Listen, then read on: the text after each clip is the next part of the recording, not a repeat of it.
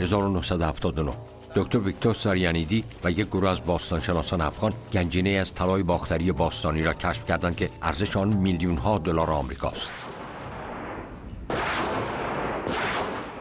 با رسیدن مرزهای مناطق جنگی به حریم تیلیاتپه و افزایش احتمال تجاوز شوروی، ساریانیدی و گروهش مجبور می‌شوند حفاری را بدون محافظت ترک گویند.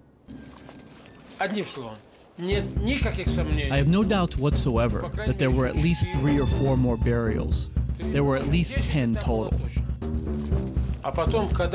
We definitely left some gold in the ground. We barely scratched the 7th burial. We were out of money and time, and we ourselves were exhausted. The conditions were just too terrible, and so we left. ساریانیدی مقبره هفتم را نیمه کاره رها می‌کند و به سرعت راهی کابل می‌شود تا طلاها را تحویل دهد. They had to move whatever they had, and they took it to the Kabul Museum. اگر به طعنه به آنچه در پیش روس بنگریم، این روس‌ها هستند که گنجینه افغانستان را برای امروز حفظ کردند. We spent 2 weeks handing over this gold to the Afghan officials in the Kabul Museum. Everything had to be counted, which included over 20,000 pieces, tiny pieces. We counted and counted so much that I could no longer look at this gold. One inspector told me that one little bag of gold was missing. I nearly had a heart attack. What do you mean missing?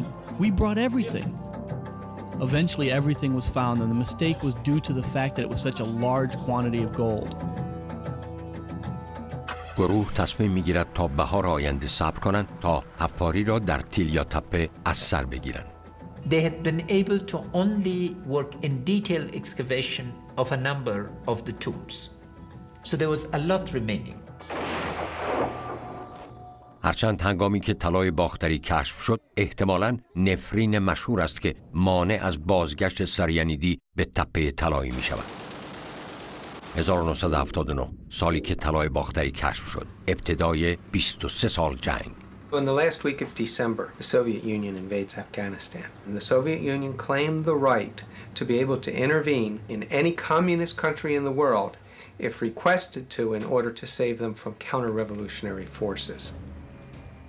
موضع اتحاد جماهیر شوروی دفاع از رژیم کمونیست افغانستان است.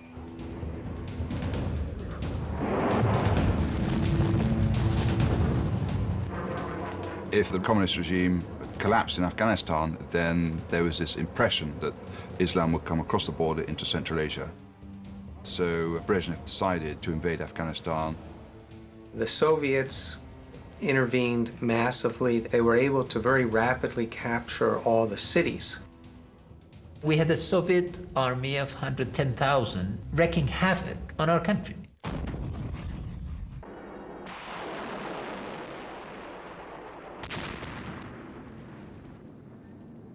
From 1979 to 1989, they killed over 2 million people in this country. And in the process, all that was taking place in the way of appreciation and understanding of our cultural heritage went all by the side.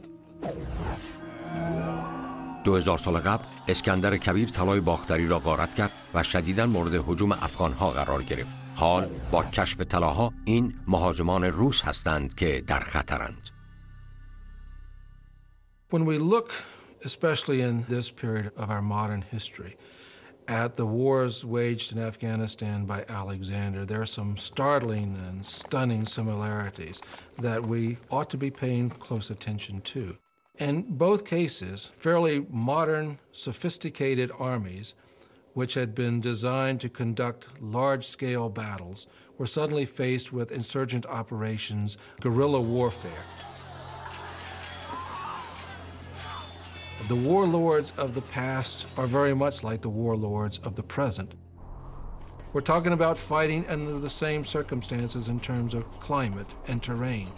We're talking about dealing with the same kinds of insurgent movements that are hard to pin down. We're talking about the fact that you need to bring warlords into your camp, but at the same time you have to be careful which warlords you can trust and which warlords you can't. Alexander faced the same kinds of problems.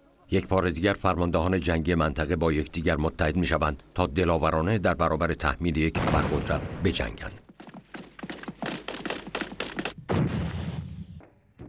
The The Soviets controlled the major cities. They had no control over the countryside. The Russians would decide to invade the Panjshir Valley, the home of Shah Massoud, one of the great guerrilla leaders of all time. The Russians knew that this was a stronghold of the resistance. They would go in and invade with their conventional forces up the valley, and lo and behold, they would not find a single Afghan fighter. Once they had secured the area, they would turn around and withdraw. And as they withdrew, Afghans would appear from behind every rock.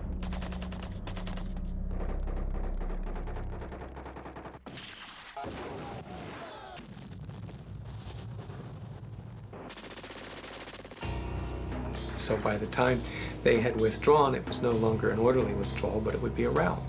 It happened any number of times.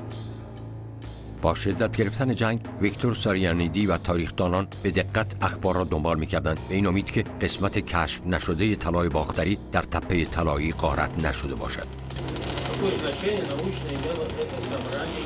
Because of the situation, the Afghan soldiers jumped at the opportunity to dig up the 3 remaining sites at Tilya Tepe. There are photographs from Sotheby's and Christie's. They both had pieces on sale that are identical to ours that could only have been found at our site. مجاهدین شکست خورده از هر وسیله‌ای برای تأمین منابع مالی لازم برای ادامه نبردشان علیه شوروی استفاده می‌کنند. Different countries decided that this was a place to give the Soviet Union a bloody nose. They began to provide aid to the Mujahideen, the United States, Saudi Arabia, Pakistan, China. They began funneling aid through Pakistan, and with this aid, the Mujahideen eventually was able to stabilize the situation. Then finally in 1986, the Mujahideen started to get Stinger missiles. That changed everything. Once they had Stinger missiles, they were able to knock out Soviet helicopters. Without Soviet helicopters, the Russians did not have control over the skies of Afghanistan, and with such a huge country and few roads, they were unable to transport troops or supplies. Once that occurred, the Mujahideen started to win the war. مجاهدین که به وسیله آمریکا تجهیز شده بودند، توانستند در افغانستان صدمات فراوانی به شوروی وارد کنند. در 1986 میخائیل گورباچوف چاره‌ای جز عقب نشینی ندارد. And by 1987, the Soviets made the decision to cut and run, and they withdrew from Afghanistan. Then started the withdrawal of the Soviet regime, followed by the collapse of the Soviet-backed government.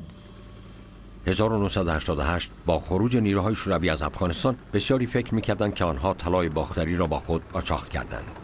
The Soviets pulled out, and then the question is, where did the gold go?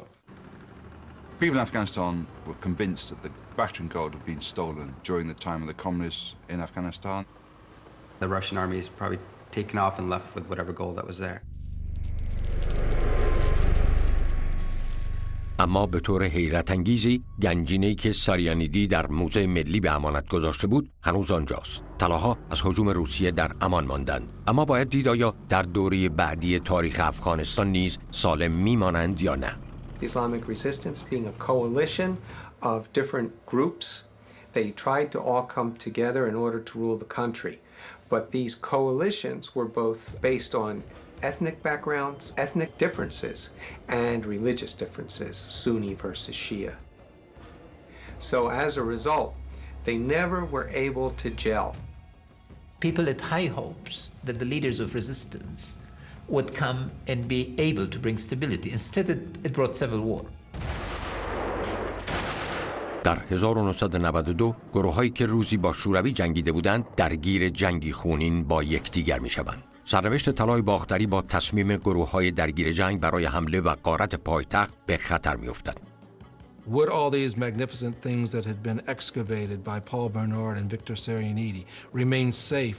Would they be somehow exported or spirited away to other countries?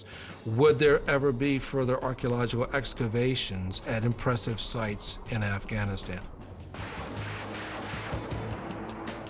جنگ در کابل شدت می‌گیرد و طلای باختری را در مسیر فاجعه قرار می‌دهد.